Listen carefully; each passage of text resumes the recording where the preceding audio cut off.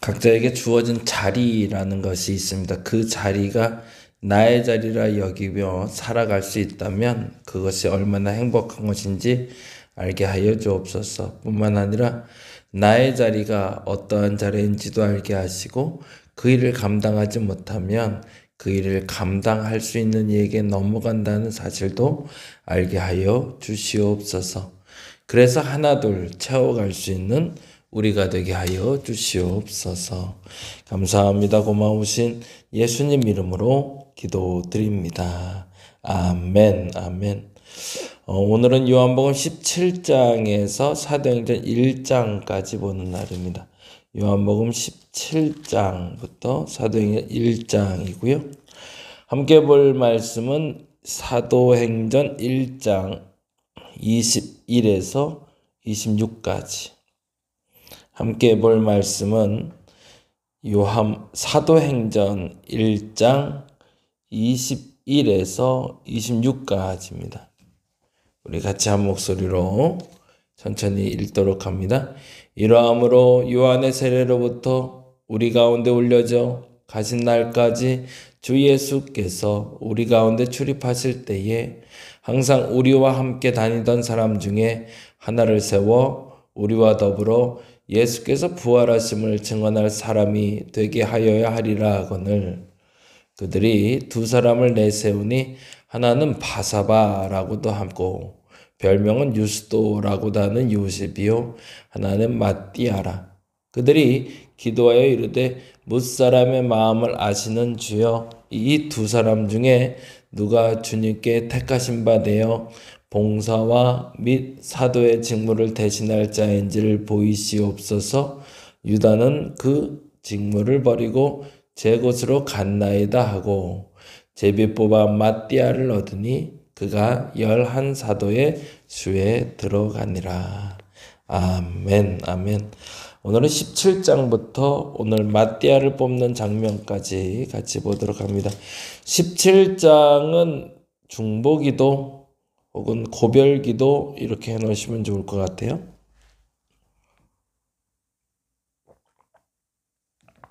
예, 중보기도, 고별기도 이렇게 해놓으시면 되고요. 대제사장으로서 오신 예수님께서 하시는 기도다라고 알려져 있습니다. 17장 1절에서 8절까지는 예수님에 대한 기도, 그리고 9절에서 19절까지는 제자들에 대한 기도, 그리고 20절에서 26절까지는 앞으로 믿게 될 성도들을 위한 기도, 우리를 위한 기도 이렇게 하셔도 되고요. 예수님을 위한 기도, 제자를 위한 기도, 그리고 우리를 위한 기도, 혹은 앞으로 믿을 성도를 위한 기도 이렇게 해놓으시면 좋겠고, 그러면 예수님은 자신을 위해서 어떻게 기도하셨을까? 17장 1절에 이렇게 기도하시네요. 읽어볼까요? 예수께서 17장 1절입니다. 예수께서 이 말씀을 하시고 눈을 들어 하늘을 우러러 이르시되 아버지여 때가 이르렀사오니 아들을 영원롭게 하사 아들로 아버지를 영원롭게 하게 하옵소서. 아멘. 예수님은 자신을 위해 기도했을 때 때가 이르러 영원롭게 하여 달라고, 그리고 아들로 아버지를 영원롭게 하게 해달라고 기도하고 있네요. 서로 배신하지 말자는 거죠. 내가 하나님을 배신하지 않게 해주시고 하나님이 나를 배신하셨다고 생각하지 않게 해달라. 이 말이 얼마나 귀한 말인지 모릅니다. 끝까지 신뢰라는 말처럼 어려운 말이 없거든요. 이번에 제주도 갔다 오면서 너무 좋았거든요. 사실은 저는 2박 3일 동안 같이 있는 그 시간 자체가 너무 좋았고, 함께하는 시간도 너무 좋았고, 그리고 그 시간이 서로 간에 어그러지지 않고 이렇게 퍼즐 맞추듯이 하나 둘 퍼즐 맞춰가는 그 모습이 너무 좋았습니다. 근데 정말 중요한 게 있죠. 우리는 다시 일상으로 돌아왔다는 거예요. 특별한 서로 간의 이득관계가, 그리고 서로 간에 특별히 무엇인가를 꼭 채워줘야 되는 그런 상황이 아닐 바에는 우리는 그 일상에서 과거에 좋았던 것들도 잃어버릴 수 있음도 인정합니다. 그럼에도 불구하고 우리가 해야 될 일이 있다면 서로 배신하지 않는 거죠. 아, 그때 봤던 그 권사님이 아닌가? 그 집사님 아니네. 라는 말이 들지 않도록 혹여 2박 3일의 여정 가운데 여러분이 보지 못할 꼴을, 보지 못할 모습을 본 것이 있다면 그것에 대해서 오해가 생기지 않았으면 좋겠고요. 어우, 야, 저런 면이 있었네 라고 보였던 모습이 있다면 그 모습에 대해서도 오해 없이 가감 없이 받아들이면서 우리 서로가 서로에게 배신하지 않는데 내가 나에게 배신하지 않고 내가 하나님 앞에 배신하지 않고 하나님이 내게 배신하지 않았음을 인정하는 저와 여러분 되기를 원합니다. 예수께서도 첫 번째 기도는 그렇게 하십니다. 분명 하나님은 나를 영화롭게 하실 것이다. 그러니 나도 하나님을 영화롭게 하겠다라는 말은 그 십자가 사건을 이야기하고 있으며 십자가 사건 속에서 나는 하나님을 배신하지 않을 것이고 내가 그 일을 감당할 때 하나님은 나로 영화롭게 하실 것임을 믿는다. 배신하지 않을 것을 믿는다 라고 이야기하고 계시는 거죠.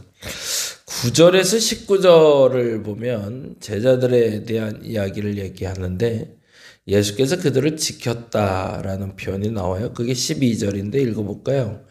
내가 그들과 함께 있을 때 내게 주신 아버지의 이름으로 그들을 보존하고 지키었나이다.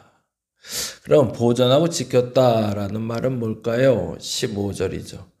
내가 비옵는 것은 그들을 세상에서 데려가시기를 위함이 아니요 다만 악에 빠지지 않게 보존하시기를 위함이니이다. 제자들을 위해서는 그렇게 기도하시네요.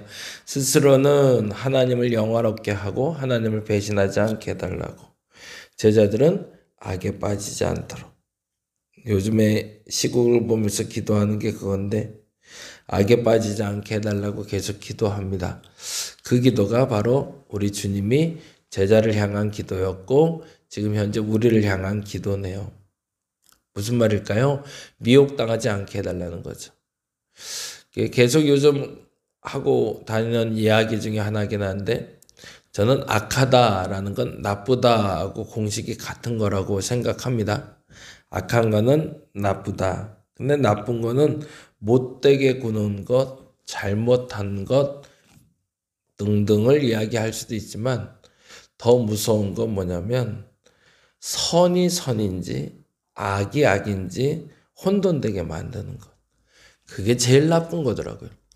누군가를 해코지해서 누군가에게 손해를 입히는 게 악한 줄 알았는데 그래서 그 결과가 나의 악한 줄 알았는데 그 전에 혼돈되게 만드는 게 정말 악한 것이라는 걸 최근에 알게 됩니다.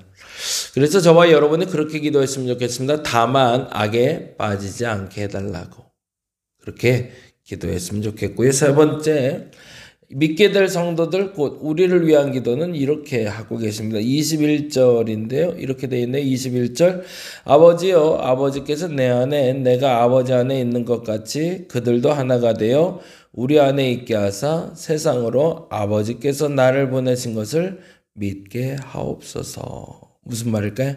하나 되게 하소서. 영화롭게 해달라는 기도한 예수님의 기도처럼 나도 영화롭게 해달라고.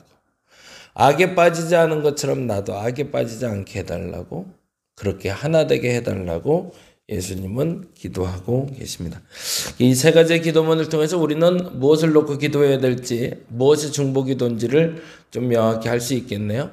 내가 하나님을 배신하지 않고 하나님이 나를 배신하지 않았음을 믿게 해달라고 내가 악에 빠지지 않게 해달라고 그리고 내가 함께하는 이들이 악에 빠지지 않게 해달라고 그리고 우리가 하나 되게 해달라고 기도하면 좋겠습니다. 18장으로 넘어가자. 18장은 베드로의 부인이라고 해놓으시면 좋을 것 같고요. 너무 잘 아시는 대로 베드로가 예수의 십자가 사건 직전에 예수를 쫓아갔다가 모닥불에 앉아서 나는 예수를 모르고 나는 예수를 모르고 그리고 저주하며 나는 예수를 모르고 라고 이야기하고 베드로가 부인하니 곧 닭이 울더라 라는 이야기가 나온 게 18장.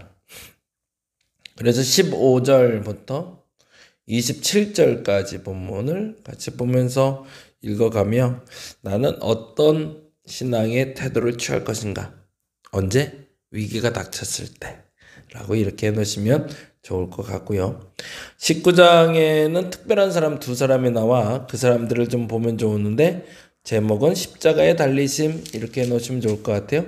19장은 십자가에 달리신 예수께서 어떻게 십자가 가운데로 쭉 나아가고 계신지, 그리고 그 마지막은 어떻게 장식되고 있는지를 여러분이 보시면 좋을 것 같습니다. 근데 그 중에 특별한 사람 38절, 39절에 아주 특별한 사람들이 나오네요. 38절, 39절 읽어볼까요? 19장 38절 39절 아리마대 사람 요셉은 예수의 제자이나 유대인들이 두려워 그것을 숨기더니 이 일 후에 빌라도에게 예수의 시체를 가져가기를 구하매 빌라도가 허락하는지라. 이에 가서 예수의 시체를 가져가니라. 일찍이 예수께 밤에 찾아왔던 니모데모도 몰약과 침향 섞은 것을 100리트라쯤 가지고 온지라. 위기의 때에 무엇을 해야 되냐라고 18장에 베드로에 대한 질문이 던져졌다면 18장에 19장에서는 니고데모와 그리고 아리마대 사람 요셉을 통해서 위기의 상황에서 나는 무엇을 선택할 것인가의 질문에 답하고 있네요. 이쯤에서 우리가 조금 고민해야 될 게 있네요. 그냥 말이 어떻게 나가냐도 중요하지만 어떤 행동을 하는가, 위기 가운데 그리고 위기의 상황 가운데 나는 무엇을 해야 되는가를 한번 고민하고 같이 나눌 수 있으면 좋겠습니다. 그리고 20장에서는 부활 이렇게 해놓으시면 좋겠고, 부활, 더 정확히는 부활의 인사 이렇게 해놓으시면 좋을 것 같아요. 예수께서 부활의 때에 무엇을 이야기하고 계신지 19절에서 23절에 이렇게 나옵니다. 19절 말씀 볼까요? 20장 19절 이날 곧 안식 후 첫날에 어떤 일이 벌어졌죠? 제자들이 유대인을 두려워하여 모인 곳에 문들을 닫았더니 예수께서 오사 가운데 서서 이르시되 너희에게 평강이 있을지어다. 거기다 줄쳐놓고 21절 예수께서 또 이르시되 너희에게 평강이 있을지어다. 그리고 또 하신 얘기가 있네요. 22절 이 말씀을 하시고 그들을 향하여 숨을 내쉬며 이르시되 성령을 받으라. 예수께서 위기의 상황을 넘어가시고 극복했을 때 하신 첫 번째 이야기, 평강이 있을지어다, 평강이 있을지어다. 이쯤 되면 우리가 요새 일어나는 시국에 대해서 어떻게 반응해야 될지가 보이네요. 위기의 때는 나는 무엇을 해야 될까? 나는 그리스도인 아니요. 예수 믿는 사람들이 많이 욕먹잖아요. 그러니 그렇게 얘기하고 싶은 거죠. 너도 교회 다니냐? 아니요. 난 교회 안 다닙니다. 아유, 광화문하고 여의도 보니까 다 교회 다니는 사람들 나쁜 놈들이래. 너도 교회 다니냐? 아니요. 나는 교회 안 다닙니다. 뭐 이렇게 3번 반응하며 부인하지 않나? 나는 그런 사람 아닌가? 한번 보시고요. 그러면 그때 내가 그리스도인입니다 라고 말할 수 있는 방법은 뭐냐? 아리마대 요셉과 니고데모처럼 예수의 죽음을 준비한 것처럼 지금 그 마지막 때에 내가 감당할 수 있는 일을 나의 물질을 들여서 나의 가지고 있는 것을 들여서 준비할 수 있어야 된다는 거고요. 그리고 20장 21절에서 22절 말하는 것처럼 그때가 지나고 우리가 이제 새날을 맞이하게 되는데 그 새날을 맞이할 때 어떻게 평강을 구할 수 있고 성령을 받아야 된다. 그래서 이 시국이 맞춰지는 즈음에 저와 여러분이 평강을 빌 수 있기를 바랍니다. 위기의 상황을 넘어섰기 때문이기도 하지만 그 위기의 때를 이겨내고 새로운 평화를 준비해야 되기 때문에 그렇죠. 그리고 21장에는 3가지의 질문이 나옵니다. 내가 나를 사랑하느냐? 내가 나를 사랑하느냐? 내가 나를 사랑하느냐? 라는 질문이 21장 15절부터 18절까지 진행되며 우리가 앞으로 무엇을 해야 될 사람인지를 베드로가 어떤 일을 한 사람인지를 알려주고 있네요. 그래서 3가지 질문 해놓으시면 좋을 것 같아요. 좋은 일이 있을 거라 믿습니다. 그래서 그 좋은 일이 있을 거라 믿고 지금 여러분에게 주어진 상황을 사랑할 수 있는 여러분 되었으면 좋겠습니다. 그리고 22절에 아주 기가 막힌 단어가 나오죠. 21장 22절에 보니 이렇게 얘기하십니다. 예수께서 이르실 때 내가 올 때까지 그들을 머물게 할지라도 너는 내게 무슨 상관이냐? 너는 나를 따르라. 남 눈치 보지 말고 주님 따를 수 있는 여러분 되었으면 좋겠습니다. 사도행전 1장은 부족함을 채우는 사람 이렇게 해놓으시면 좋을 것 같아요. 부족함을 채우는 사람. 그래서 이제 마띠아를 뽑아 지금 유다의 빈자리를 채우는 것이 있는데 20절 말씀에 이렇게 되네. 시편에 기록하였을 때 그의 거처를 황폐하게 하시며 거기 거하는 자가 없게 하소서 하였고 또 일렀을 때 그의 직분을 타인이 취하게 하소서. 이 본문은 시편 109편 8절에 나오는 본문인데 그래서 사도행전 1장은 부족함을 채우는 사람이라고 얘기해 놓으시고 악한 자리에 있는 사람을 하나님이 밀어내시고 그 자리에 선한 자를 앉히신다라는 게 109편 8절 얘기가 됩니다. 지금 우리에게 일어나는 시국도 동일할 거라고 믿습니다.